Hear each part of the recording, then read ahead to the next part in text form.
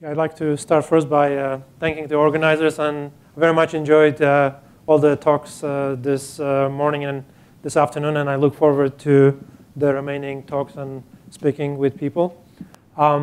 First, I'd like to start by quick acknowledgement of these are all graduate students from my group. Some of the first row are current graduate students, the second row are former graduate students, and you'll see their photos as I talk about different stories.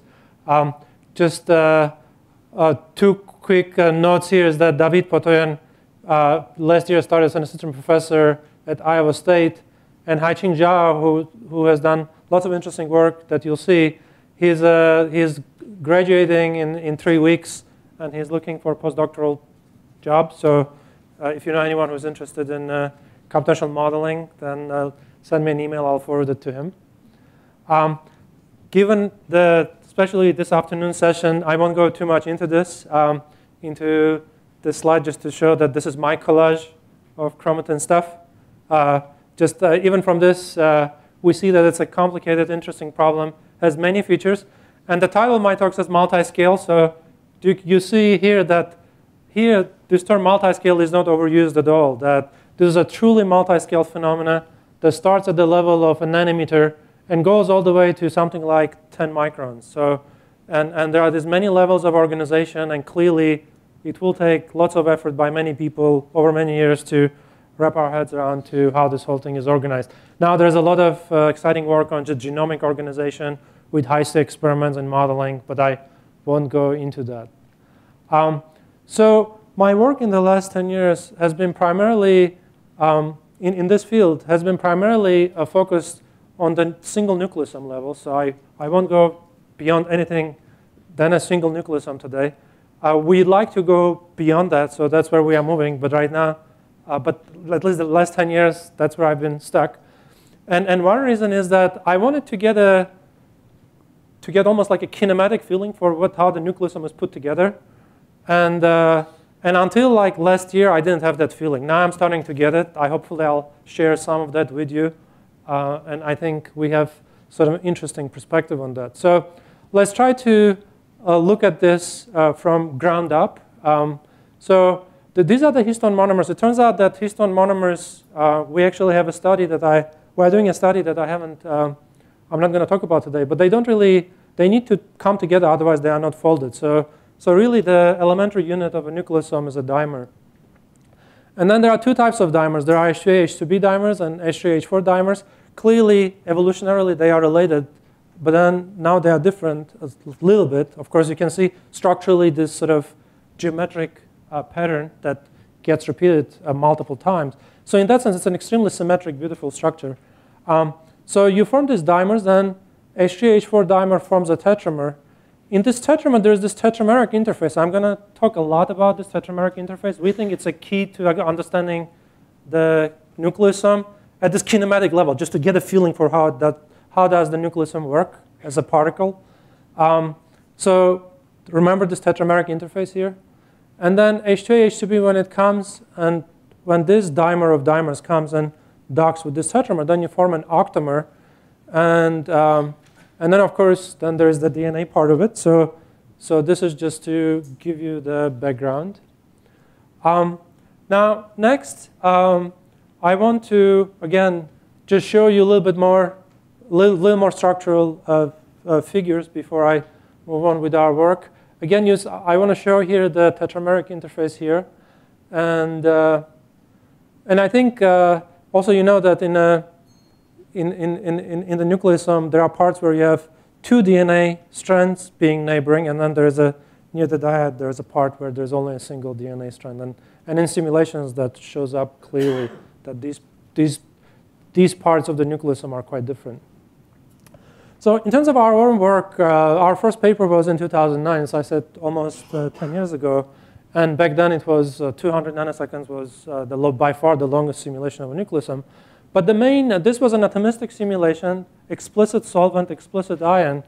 And there were a few just key things that came out of it. And I'll go very quickly because this is now, it has been quite some time.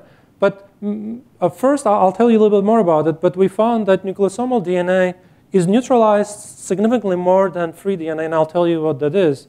And the second point that to me was surprising is that if you look within a nucleosome, inside, we found there are, of course it's dynamics, but we found that on average there were around 1,200 water molecules, and 300 of them you couldn't distinguish from bulk water, meaning that if you look at their dipole rotation autocorrelation function, it behaves like water. And for regular proteins, these are really anomalously high numbers. So obviously proteins have waters, crystallographic waters, but nowhere at the level like this. And it's all connected. You can see it from here. We took one histone so you can see. So it's a percolated structure. And I think the best model in terms of electrostatics to think about a nucleosome, that it's a sponge. So it's a porous substance with lots of holes filled with water, all connected. And it also makes sense physically that, remember that the histone, not remember, but I didn't say, but histone proteins are highly positively charged. So you want to bring 8 positively charged objects together into a single core. Having high dielectric helps to shield that repulsion. So we think that's one particular reason why nucleosome is built as a porous sponge-like structure filled with water. And the second interesting observation was that for whatever reason, when we do atomistic simulations, we find that indeed within 1 nanometer of DNA surface, only 25% of DNA charge survives. So 75% neutralized, as Manning and Anzager said a long time ago. Funny thing is that if you do nonlinear Poisson-Boltzmann, you get different numbers. So a simple theory gives, at least maybe fortuitously as usual, we were talking about this today, right number. But same simulations, if you do it for the nucleosomal DNA, and you ask what percentage, what's the residual charge on the nucleosome, it's almost half of that. So, which is, right away, it's an interesting physical biological implication, is that if I have a histone tail, which is positively charged, and if this tail has a competition between binding to free DNA, which would be the linker DNA, or to nucleosomal DNA, our prediction from this is that it would prefer to bind free DNA. And then another sort of interesting thing is that you say, oh, obviously you have histones there, that's why it's neutralized. But we did something, as a graduate student, I was a quantum chemist, so you recognize the word Aufbau that is used in quantum chemistry. But we thought, how about we sort of build up nucleosome this way, as you can see. And I just want to say here, because again, this published work, can look it up, but the largest change in terms of neutralization comes simply take no histones, just take DNA, twist it into a spiral, and right away you get most of that neutralization, just because you bring two electrostatic, highly charged negative surfaces together. It attracts more counter ions, and then the rest is actually smaller perturbations. All right. Now, jumping to a little bit more recent work, or a journey, I'd say, we got interested in this variant nucleosome called Sampey nucleosome. So remember the picture I showed you that there's H2A, H2B, and then you have H3, H4? Some of these histones have variants. And those variants in different tissues and so on, different contexts, play an important role. So it's like another sort of phase of epigenetics. And it turns out that in centromeres, in places where the chromosomes get divided, the normal H3 primarily or to a large degree gets substituted by Sampey. So Sampey is like the cousin of H3. I'll show you, it's very structurally similar. It's basically identical. But somehow it's functionally divergent, and it's a very dangerous protein. I'll try to explain it in several ways, explain it in several ways, that thing. This Sampey then starts a cascade of buildup of complexes. There are something like over 100 proteins involved here. And then they build up the kinetochore. And it turns out that the beginning of this process is that, I'll talk about this a little bit too, there's a protein called SAMC, and that binds to Sampey, and then it sort of starts to assemble into a pretty complicated thing. You can see that Sampey is here. Maybe very briefly, I'll just say, why is Sampey dangerous? So structurally, I'll show you in a second, but it's identical, almost identical. It's within 1 extramole MSD to H3. But if I take Sampey and I put it somewhere else in chromatin, and if it's structurally identical, you'd think, OK, that shouldn't be hard.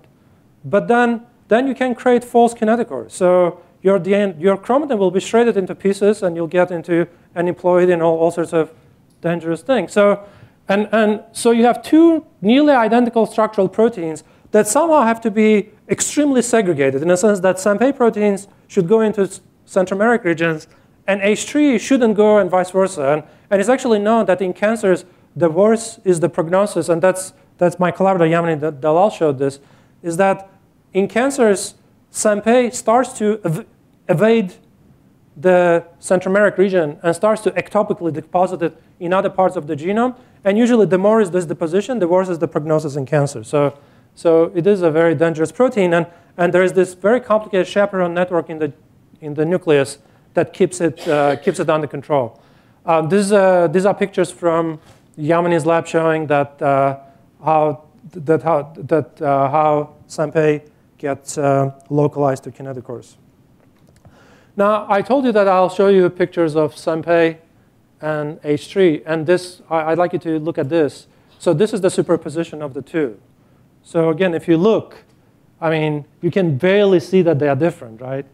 And as I said, they are like, you want to keep them as if they are like oil and water, like completely separate. But somehow structurally they are identical. So that's one of the interesting things, is that how does biology do this? Of course, their sequence is a little bit different. So that's, and at the nucleosomal level, the nucleosomes with Sampey and with H3 are within 1 XMR MSD of each other. So that's the first sort of project we wanted to look at. And obviously, if structures are identical, then maybe dynamics is different. So that's a reasonable thing to try. And that's what we did. In this paper in Scientific Reports, we ran atomistic again. So this part of the talk is all atomistic.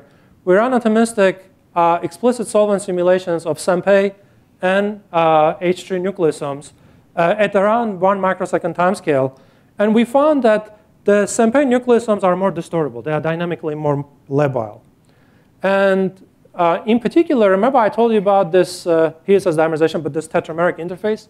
In particular, we see that this tetrameric interface is more easier to break the tetrameric interface for Sampey nucleosomes than for H3 nucleosomes. Here you can see the number of contacts distribution. So clearly, the canonical nucleosome has more contacts at the tetrameric interface than Sampey nucleosomes.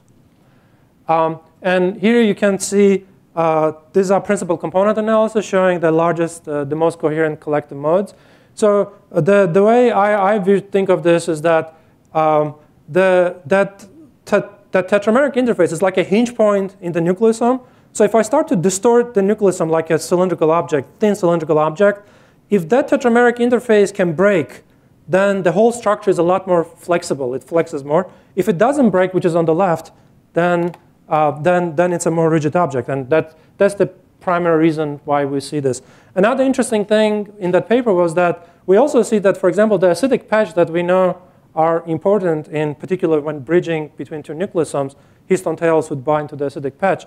They slide out more dynamically in the case of a Sampey nucleosome than a tetrameric nucleosome.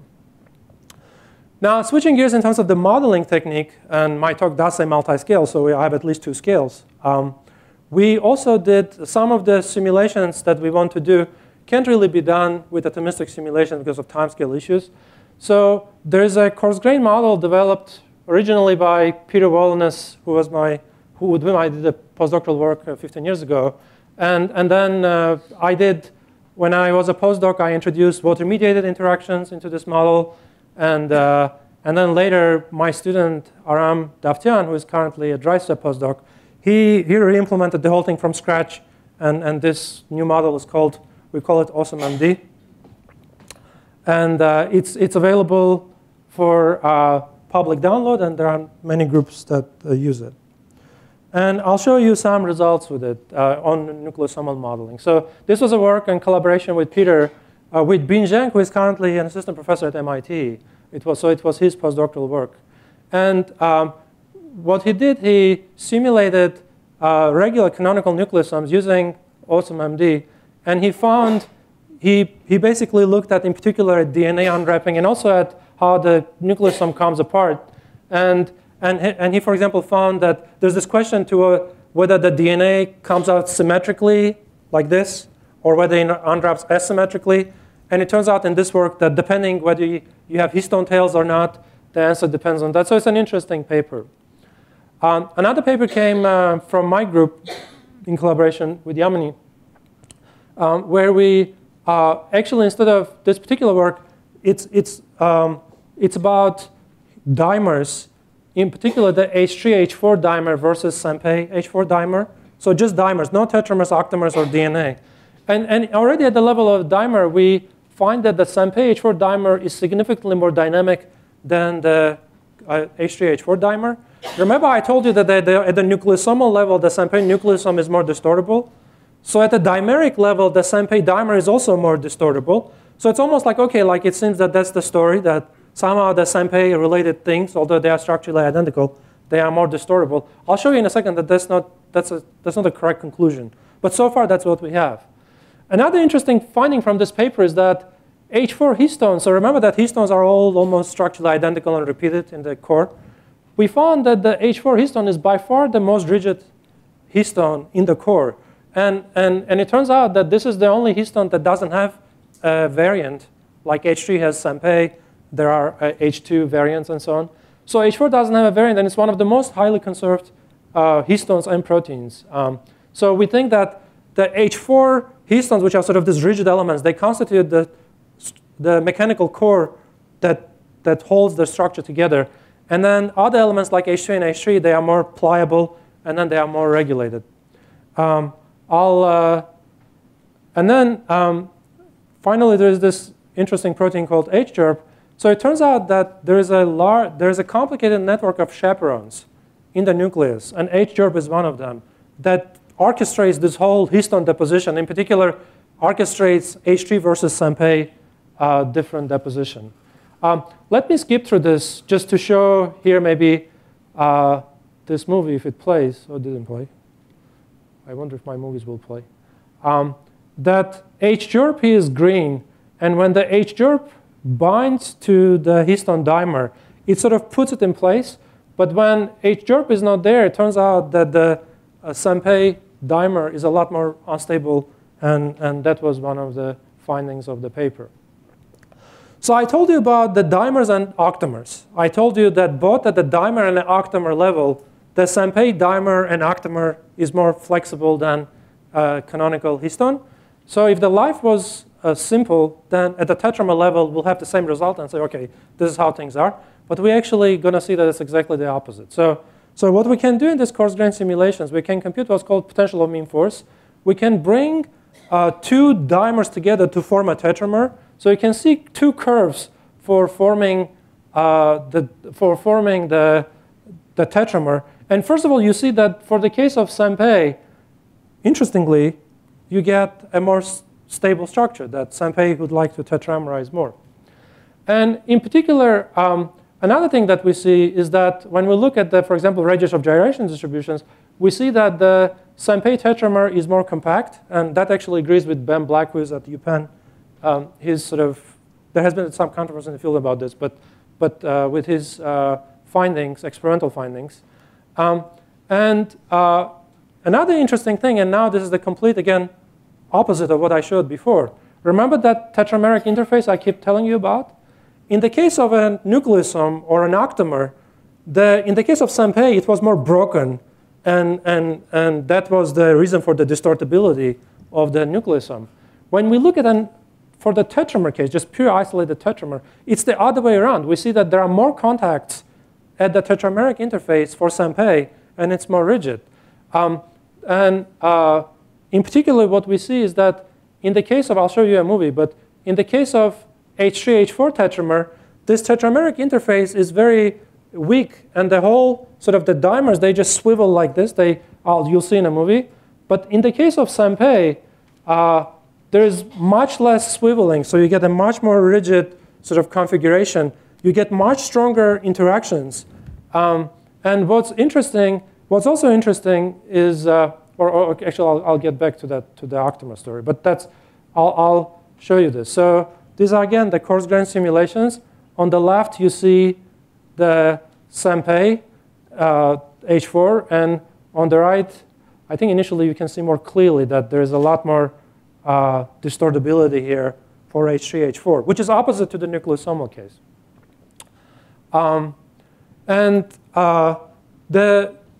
The final story here is that we see that the tetramer behavior structurally and dynamically is quite different from the dimer and octamer. In particular, we see that what we find is that, and maybe I'll show you actually this. What we find is that at the tetramer level, it turns out that the Sampey tetramer, it forms a very stable interface, but it's at a slightly tilted angle. So it doesn't move much. It's dynamically stable. But that structure is incompatible with the nucleosomal structure, which means that you have to basically break that structure and twist it a little bit to put it into the nucleosome when the H2A, H2B binds. And that also means that basically the Sampey nucleosome, it has a memory of two states. It has a memory of the tetrameric state that it intrinsically prefers. But then in the nucleosome, it has to conform to the nucleosomal geometry. And that leads to structural frustration. So the Sampey nucleosomes are frustrated. That's what we use in physics to call a situation like that. And because of that, they are quite dynamical and distortable at the nucleosomal level. But at the tetrameric level, for example, they are more stable and more rigid than the regular nucleosome. So we see that as you go from dimers to tetramers to octamers, it's not a simple story. But at the level of dimers and octamers, the Sampey nucleosomes are more pliable and more dynamic than H2H4 nucleosomes, and at tetramer level, it's the other way around. And just to connect it to maybe some of the chaperone work, we think this is a cartoon model that we put together based on our simulations. Is that in the case of H3H4 nucleosomes, where you have this floppy interface, you want the chaperone to stabilize the tetramer, while for the Sampey case, because the native tetrameric structure is somewhat incompatible with the nucleosome, you want the chaperone actually to keep them as dimers and not allow it to tetramerize. So that's another sort of interesting question. There's layers of chaperone regulation that we need to understand. This is unpublished work done by Hao Wu in the group, who we also heard a little bit about linker histones. So he started looking at the H1 linker histone interacting with DNA. And it's, you might know the linker histone has a globular well-defined part, and it has two polyelectrolyte parts that are positively charged. And the globular part supposedly sits there near the dyadic axis, and then somehow these long arms are interacting with DNA. And this is what he sent me. So this is, again, these are coarse-grained simulations. This is a model without just regular nucleosome. And this is a model. This is a purple part is the globular part, no tails. And then now it's the globular part with both C and terminal tails. And we can see that, I mean, at the level of this movie, probably it's hard to see what's going on. But in particular, for example, as you might imagine, we see that when the H1 is there with its arms, then the fluctuations of the DNA get suppressed. And this is very new work, so we are still trying to put it together in terms of what are the other implications for that. Another story that, or set of works we've done in modeling nucleosomes is on the tails. We also heard about tails today and about post-translational modifications. We were interested in particular to quantify tails as IDPs, intrinsically disordered proteins. And we see, in particular, we saw, this is a work by David Potoyan, we saw that except for H2A, the remaining tails are not completely disordered, but they have some structural preferences. And yet another series of works was at the question of acetylation. And there are all these combinatorial ways how tails can get acetylated. Actually, can get to astronomical number of post-translational modifications. And the question is, how does that even work is not clear at all. In particular, one question is, does this work as a switch-like device where you have to sort of punch certain codes that, oh, if this lysine gets acetylated, that gets methylated, and that, then the door opens and something happens? Or is this, I like the Peter Wright analogy, or is this like a rheostat? It doesn't matter which ones you acetylate, but as long as, for example, on the H4 tail, 3 of them are acetylated, you get a certain effect. So in this work, we looked at that. And in particular, we saw that mostly what we saw were, for isolated tails at that level, mostly we saw actually cumulative effects, meaning a rheostat-like effect. You keep acetylating, you get certain effect, except for monoacetylated K16 that was very special, like a switch-like, that I want. This is a printed structure of that. And the main conclusion from this was that when acetylations, they tend to have a cohesive effect. And for 2 reasons. One reason is that you neutralize the positive charge. Second reason is that you do get this acidic moiety that is small, but it brings this little bit of a hydrophobic piece into it. And in particular, we found that the tails bind to DNA a little bit stronger when they are acetylated than when they are not, opposite to what electrostatics will tell you. And this is the final piece. This is from Mary Pittman, who, again, works jointly with me and Yamini. And she found that I told you about acetylations of tails, but there are core residues that get acetylated too. And in particular, when she looked at some of the core residues like K124, that same thing, that what she found is that when you acetylate lysines, even in the core, it has a cohesive effect. Like things come together, they interact stronger. And in particular, when that happens, interestingly, so it turns out that these residues get acetylated during the cell cycle, and then they get deacetylated, so it's time dependent. So when these get acetylated, then the cohesion increases. Actually, the structure sort of compresses, and the DNA on the rim bulges out. So that's what she found in this work that got published in Epigenetics and Chromatin. And in all these works, I'm not showing Yamini's part sheet, but there's extensive experiments done of various types. And interestingly enough, most cases, they seem to agree with the conclusions that I'm telling you computationally. And the final thing is that she also looked at SAMC docking. So SAMC, remember, is the first step to build up this huge kinetochore machinery. So SAMC is big itself, but we know only its a tail. And here, now I came back to atomistic simulations. That's what she has done. And again, microsecond time to the length scale. And this, you can see SAMC here. And what she found during analysis is that when SAMC binds to either one or 2 sides of the nucleosome, then the nucleosome fluctuations get suppressed. And in many ways, remember I told you that Sampey has a memory of 2 states. It has a memory of what I call a Sampey-like state, which is like this slightly tilted tetrameric state, and then the normal nucleosomal state. So it turns out that when SAMC binds to Sampey nucleosomes, it sort of brings it to the normal site, makes it more rigid. So, and then Yamini's group has done extensive experiments that I'm not showing you, including AFM, both in vitro and in vivo. This paper is right now under review, sort of second round. And that, again, in multiple ways, it seems to agree with that picture. So the major highlights of my talk is that we think of a nucleosome particle as a sponge-like porous particle filled with water. So it's a high dielectric object. And in particular, nucleosomal DNA is significantly more neutralized than linker or free DNA, meaning that histone tails, when they have a choice, they will not bind to nucleosomal DNA. They will bind to linker DNA. The 4-helix bundle at the HAH4 tetrameric interface is a key hinge point, at least the way I now think about it, is that you have a nucleosome, lots of stuff. But that tetrameric interface is sort of a hinge point to which the whole structure sort of builds upon. And depending what happens at that hinge point, whether it's rigid or it can shear, for example, that determines the overall nucleosomal dynamics. And then the Sampey nucleosome, despite being structurally identical to canonical nucleosome, it has a memory of both 2 different states, structural states, that I like to call H3-like and Sampey-like.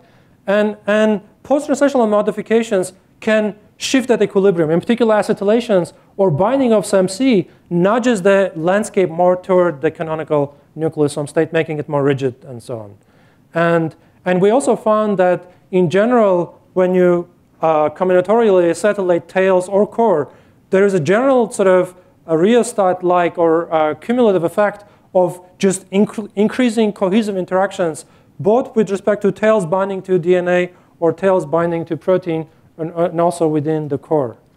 And with that, also, I'd like to mentioned that a book about coarse-grained modeling of biomolecules came out last year that I edited. And several people in this audience have contributed wonderful chapters to the book, and I'm really grateful to you for that. I think it's a great book. It has lots of interesting things, both about modeling proteins, DNA, RNA, genome modeling, virus capsid modeling, lots of interesting stuff. And with that, I'd like to thank you for your attention.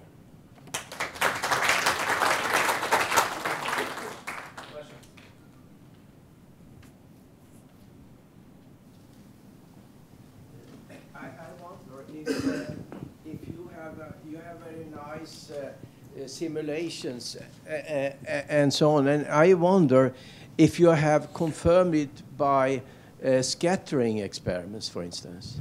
So we haven't done scattering experiments. Yamini, so primarily we worked in the last 3-4 years with Yamini Dalal's group at NCI that I told you. And she does two types of experiments. She does AFM, and so they can look with AFM at different nucleosomes and variants. And also they do and then she does lots of in vivo work where they do mutations of various types. And then, let's say from simulations, you get a certain idea that, OK, simulations predict this. For example, I was predicting just generally that the tails will prefer to bind to linker DNA, not nucleosomal DNA, things of that nature. Or we can make more specific predictions, like if you mutate this residue to that residue, you will kill this interaction. So they've done lots of mutational experiments like that. And in all cases, our predictions turn out to work out. So you can do small angular neutron scattering and so on and get quite a lot of information about that. Yeah, I think that's a wonderful idea. For a long time, I sort of was hoping I could link up with someone to do that, but haven't had a chance. Questions? Yeah. Yes. Yeah, a very nice talk. And you mentioned that there are water molecules nearby the histone. 900 molecules are immobile, lost the mobility, and other some portion is mobile. And what comes from? Why this amount of water molecules lost the mobility? Because of the strong interaction, was what? Because of the you basically want to think of them as hydration waters. So around 1,200 water molecules are in the first hydration layer, or maybe first and second. So, they don't completely lose their mobility. It's just when you look at the water dipole autocorrelation function, you see that it's significantly more suppressed. So it's not completely gone. They still move around, but they are slowed down. But 300 of them, when you look at them, they rotate as bulk water. You cannot tell that it's deep inside the nucleosome, there are water molecules that you cannot distinguish from bulk. Yeah. How did you measure? This is simulation or? Oh, this is all simulation. Yeah. Simulation. So this is again another, you could say, prediction. You say that the core, the histone, is rather dielectric. High dielectric. Which means that the water molecules around the histone is also less polarity. No, my analogy is this, or my logic is that in normal proteins, like if like hemoglobin or something, if you look, there is this sort of analogy of the protein is like an oil drop, a hydrophobic drop. And so outside you have water, inside it's mainly hydrophobic, especially deep inside. And you have some crystallographic waters and so on, but it's largely dry. So and the idea is that inside the protein, the dielectric is supposed to be low. What that number is has been controversial. Some people say it's 2 or 4. Ariel Warshel would say it's 20 maybe. So there is a variance to what that is, but the protein inside is considered to be fairly low hydrophobic, fairly low dielectric, and obviously water, let's say, is around 80. So what we are saying with the nucleosome is that if you sort of punch holes and fill it with lots of water, you will have dielectric inside the nucleosome much closer to water than to hemoglobin interior. So that's what we are trying to say. Okay, good.